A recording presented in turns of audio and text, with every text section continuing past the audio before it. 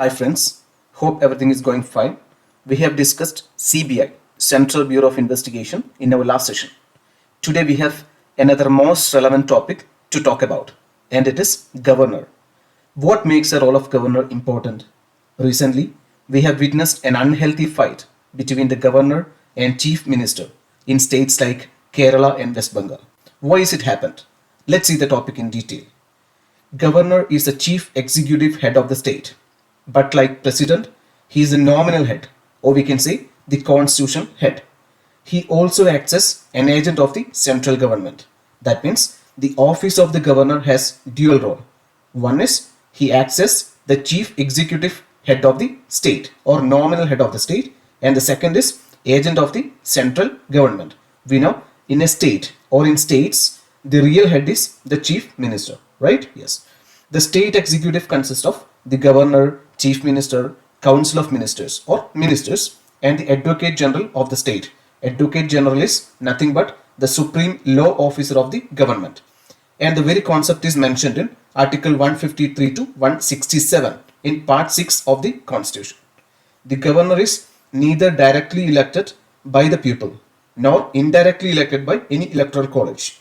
We have seen the concept of electoral college at the time of president, right? In president election, it is done by electoral college, and he is appointed by the president.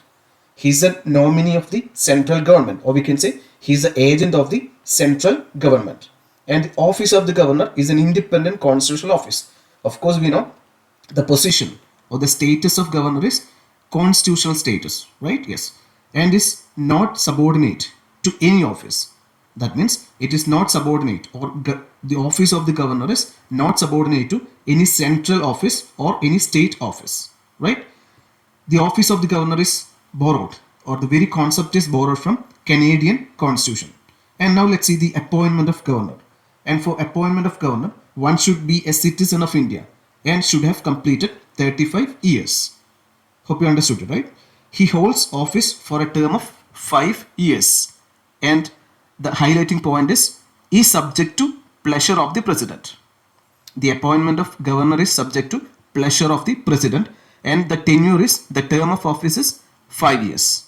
And Supreme Court held that the pleasure of the president is non-justiciable. That means we cannot approach a court of law or any court of law against the action of the president, right?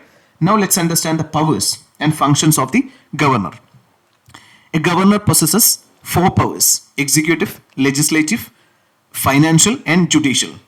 You know, a government consists of 3 organs: executive, legislative, and judiciary, right? Executive is the organ responsible for implementing policies of the government.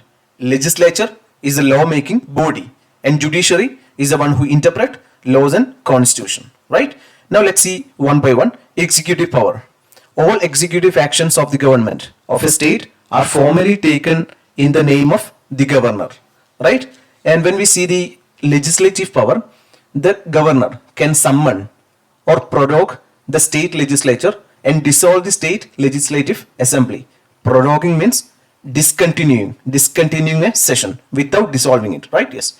Then he can address the state legislature at the commencement of the first session of each general election and the first session of each year. That means soon after getting the government into the action, the governor can address the session, and every year in the first session he can address the session. That these are the legislative powers. And he sees that annual financial statement, that is nothing but budget, right? Budget or state budget. Here we are talking about governor, so it is about state budget, is laid before the state legislature.